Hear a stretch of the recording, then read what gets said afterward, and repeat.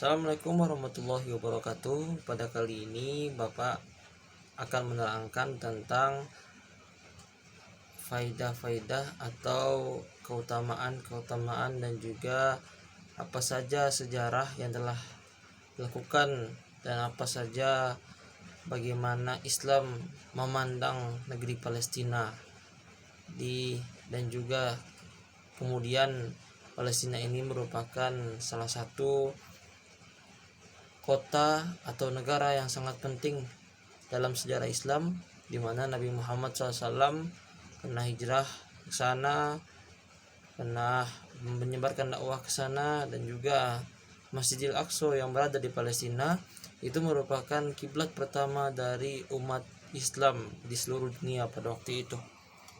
Baik, keistimewaan negara suci Palestina. Nabi yang berdakwah di Palestina, penjajah Palestina terhadap Israel, peran Palestina dalam kemerdekaan bangsa Indonesia, peran Indonesia dan dunia dalam kemerdekaan Palestina. Dan juga kali ini kita juga akan membahas tentang dalil-dalil tentang Palestina. Keadaan geografi Palestina terletak di bagian barat benua Asia yang membentang antara garis lintang meridian 15-34 dan 40-35 ke arah timur, dan di antara garis lintang meridian 30-29 dan 15-33 ke arah utara. Palestina membentuk bagian tenggara dari kesatuan geografis yang besar di belahan timur dunia Arab yang disebut dengan negeri Syam. Selain Palestina, negeri Syam terdiri dari Lebanon, Suriah, dan Yordania. Pada awalnya negara-negara ini punya perbatasan yang kolektif di luar perbatasannya dengan Mesir.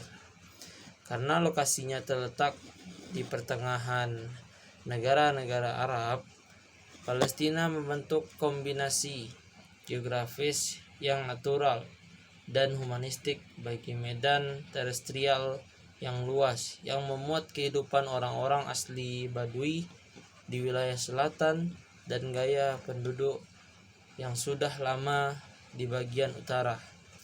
Tanah Palestina punya keistimewaan dibanding dengan daerah lain karena merupakan bagian dari tempat diturunkannya semua agama samawi, tempat di mana peradaban kuno muncul, menjadi jembatan aktivitas komersial dan tempat penyusupan ekspedisi militer di sepanjang era bersejarah yang berbeda. Lokasi strategis yang dinikmati Palestina memungkinkannya untuk menjadi faktor penghubung antara berbagai benua bagi dunia kuno Asia, Afrika, dan Eropa. Palestina juga menjadi tempat yang dijadikan pintu masuk bagi perjalanan ke negara-negara tetangga. Ia menjadi jembatan penghubung bagi manusia sejak dahulu kala. Sebagaimana ia juga menikmati lokasi sentral atau pusat yang memikat sebagian orang yang mau bermukim dan hidup dalam kemakmuran. Keistimewaan Palestina. Yang pertama, adanya Masjidil Aqsa. Masjid ini adalah tempat yang disinggahi oleh Nabi Muhammad SAW pada perjalanan Isra dan Mi'raj dan merupakan tempat suci ketiga setelah Masjidil Haram dan Masjid Nabawi. Yang kedua, bagian dari Syam. Palestina merupakan bagian dari negeri Syam bernama dengan Yordania, Suriah, dan Lebanon. Secara geografis, wilayah ini juga penting karena lokasinya strategis, berbatasan dengan Mediterania, dan merupakan persimpangan antara tiga benua, Asia, Eropa, dan juga Afrika. Lalu berbagai hadis yang menyebutkan bahwa beberapa peristiwa penting di akhir zaman akan terjadi di negeri Syam. Ini termasuk kemunculan Al-Masih Ad-Dajjal, turunnya Nabi Isa dan memerangi Dajjal, dan kemunculan juga Imam Mahdi.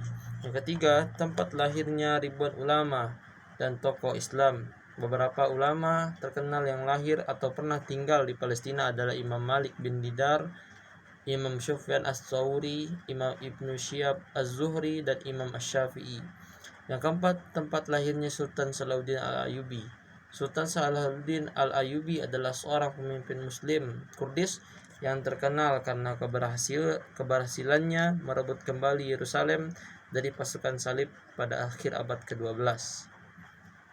Yang kelima, tempat lahirnya Nabi dan Rasul serta orang-orang saleh, Nabi Ibrahim, Nabi Yakub, Nabi Yusuf, dan Nabi Musa, dan juga Nabi Daud, Nabi Sulaiman, Nabi Zakaria, dan Nabi Isa. Yang keenam, tanah yang diberkahi oleh Allah Subhanahu wa taala. Salah satunya hadis dari Zaid bin Sabit radhiyallahu anhu yang berbunyi Rasulullah SAW bersabda, sesungguhnya Syam itu adalah tanah pilihan Allah Subhanahu wa taala di mana Ia memilih penduduknya. Seandainya kaum muslim berpencar, maka hendaklah mereka mendiami Syam. Dalam hadis riwayat Hasan diriwayatkan oleh At-Tirmizi.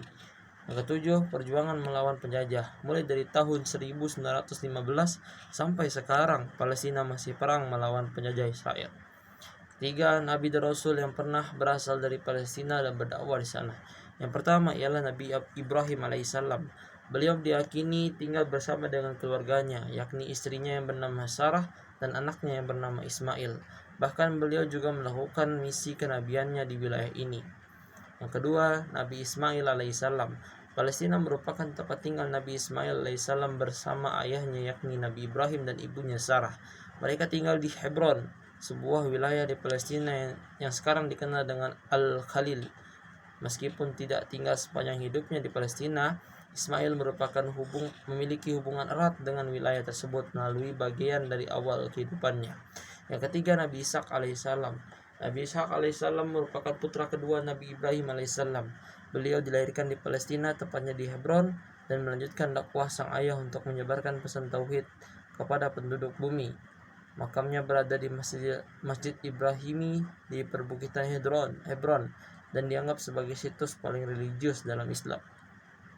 Yang keempat ialah Nabi Yakub alaihissalam. Nabi Yakub alaihissalam merupakan putra Nabi Ishak alaihissalam yang lahir di Palestina. Ketika dewasa, Nabi Yakub berpergian ke utara Irak, lalu kembali ke Palestina hingga akhirnya menetap di Mesir sampai beliau meninggal dunia. Yang kelima, Nabi Musa alaihissalam. Khalifah Salahuddin Al-Ayyubi pernah bermimpi bahwa Nabi Musa dimakamkan di selatan Jericho, tepi barat Palestina. Merupakan dibangun masjid di lokasi tersebut untuk menghormati Nabi Musa. Lokasi masjid tersebut termasuk salah satu kompleks arsitektur religius paling besar di Palestina. Yang keenam, Nabi Lut alaihissalam. Nabi Lut alaihissalam merupakan keponakan laki-laki dari Nabi Ibrahim alaihissalam.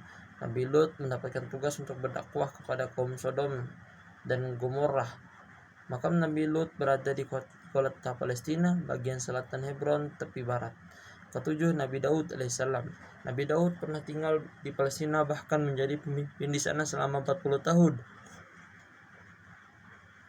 Masa pemerintahannya berperan penting dalam pembentukan arsitektur keagamaan di Yerusalem.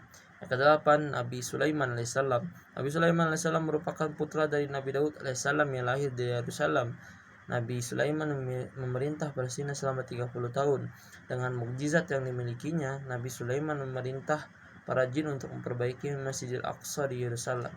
Kesembilan, Nabi Isa alaihissalam. Sebagian besar cendekiawan menyebutkan bahwa Nabi Isa alaihissalam lahir di Bethlehem, tepi barat, dan menghabiskan masa hidupnya di Palestina menyebarkan agama Allah Subhanahu wa taala. Bahkan nantinya ketika hari kiamat, Nabi Isa alaihissalam kelak akan turun kembali ke Palestina untuk membunuh Dajjal. Ke-10, Nabi Yusuf alaihissalam. Nabi Yusuf alaihissalam merupakan nabi yang lahir di Yerusalem, Palestina. Ia adalah putra kesayangan Nabi Yakub alaihissalam yang ke-12. Nabi Yusuf diperkirakan menjadi nabi terakhir yang dimakamkan di Masjid Ibrahimi di Hebron bagian tepi barat. Yang ke-11, Nabi Muhammad SAW. Nabi yang pernah tinggal di Palestina adalah Nabi Muhammad SAW. Beliau pernah singgah ke Baitul Maqdis atau Masjidil Aqsa ketika melakukan perjalanan Isra Mi'raj. Masjidil Aqsa merupakan situs sejarah yang menjadi bukti perjalanan spiritual Nabi Muhammad SAW. Sejarah penjajahan Palestina oleh Israel. Yang pertama, tahun 1915 akibat kekalahan Turki Utsmani di Perang Dunia Pertama, Palestina berpindah tangan ke imperialisme Inggris. Pada tahun 1917, Inggris memberikan izin kepada Yahudi untuk tinggal di Palestina melalui deklarasi Balfour Agar. Pada tahun 1947, PBB mengambil alih Palestina dan membagi Yahudi, Arab, dan perwakilan dunia. Tahun 1948, perang pecah antara Yahudi dan Muslim. Palestina merupakan berhasil mengagalkan kemerdekaan Palestina dan menyatakan kemerdekaan Israel. Tahun 1967, Liga Arab berusaha melawan Israel, tapi tidak banyak karena bersekutu dengan USA. Tahun 1980, Israel secara sepihak mengakui bahwa kota Yerusalem menjadi ibu kota negaranya. Tahun 2014 sampai 2023 terjadi kekerasan bersenjata oleh Israel di jalur Gaza untuk perluasan wilayah. Perjuangan Palestina terhadap kemerdekaan Indonesia. Pada 6 September 1944, Radio Berlin berbahasa Arab menyiarkan ucapan selamat Mufti Besar Palestina Amin Al-Husaini kepada dunia Islam bersama dengan pengakuan Jepang atas kemerdekaan Indonesia. Meskipun Syekh Muhammad Amin Al-Husaini sedang aktif melawan imperialis Inggris dan Zionis untuk mempertahankan kota suci Al-Quds di Palestina, dia tetap mendukung kemerdekaan Indonesia dengan tekad yang kuat. Dia juga mendorong negara-negara Timur Tengah lainnya untuk mengakui kemerdekaan Indonesia, dan usahanya berhasil meyakinkan Mesir, Suriah, Irak, Lebanon, Yaman, Arab Saudi, dan Afghanistan. Dukungan Palestina tidak hanya bersifat diplomatis, tapi juga materi. Seorang pengusaha Palestina yang kaya raya dan sangat simpati terhadap perjuangan Indonesia, Muhammad Ali Tahir, dengan tulus menyerahkan seluruh uangnya di Bank Arabia kepada Ketua Panitia Pusat Perkumpulan Kemerdekaan Indonesia, Muhammad Zain Hasan. Ia berkata, "Terimalah semua kekayaan saya ini untuk memenangkan perjuangan ke Indonesia, tanpa mengharapkan imbalan atau tanda bukti penerimaan." Rakyat Palestina memberikan dukungan moral kepada rakyat Indonesia dalam perjuangan mereka melawan penjajah. Kedua, negara ini memiliki pengalaman yang serupa dengan penjajah asing, sehingga rakyat Palestina memberikan dukungan moral dan semangat kepada perjuang kemerdekaan Indonesia.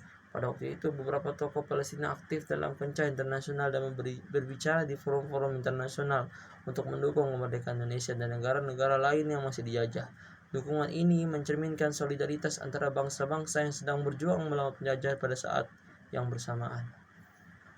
Perjuangan Indonesia dan dunia terhadap kemerdekaan Palestina. Pada Mei 2021, saat menjelang akhir bulan Ramadan, Palestina dan Israel kembali melakukan konflik. Konflik ini muncul dilatar belakangi oleh pasukan petugas kepolisian Israel memasuki Masjid Al-Aqsa di Yerusalem untuk mensabotase kabel loudspeaker untuk menyiarkan doa dan ibadah kepada umat Islam Palestina. Hal ini tentu saja membuat warga Palestina marah dan melakukan serangan terhadap polisi Israel. Dalam hal ini ada sebanyak 130 orang mengalami luka-luka dalam bentrokan antara polisi Israel dan warga Palestina di Masjid Al-Aqsa. Akibat dari perlakuan yang dilakukan Israel tersebut, pada akhirnya Palestina pada tanggal 10 Mei 2021 melakukan serangan dengan menggunakan roket yang ditembakkan oleh Hamas, dan Israel pun juga membalas serangan ini sebagai bentuk upaya mempertahankan wilayahnya. Israel juga mengirim beberapa kendaraan lapis bajanya dan bala tentaranya di jalur Gaza untuk melawan pasukan Hamas. Israel juga menggunakan serangan udara dan berhasil menewaskan sekitar 248 warga Palestina, termasuk 66 anak di jalur Gaza.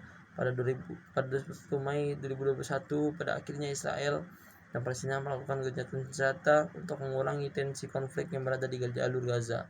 Dalam pidato Menteri Luar Negeri Indonesia, Retno Marsudi, di sidang pertemuan umum Majelis Perserikatan Bangsa-Bangsa PBB di New York, Amerika Serikat, pada tanggal 20 Mei 2021, Retno Marsudi memberikan sebuah penekanan bahwa keamanan dan kesejahteraan manusia merupakan hal yang harus diutamakan.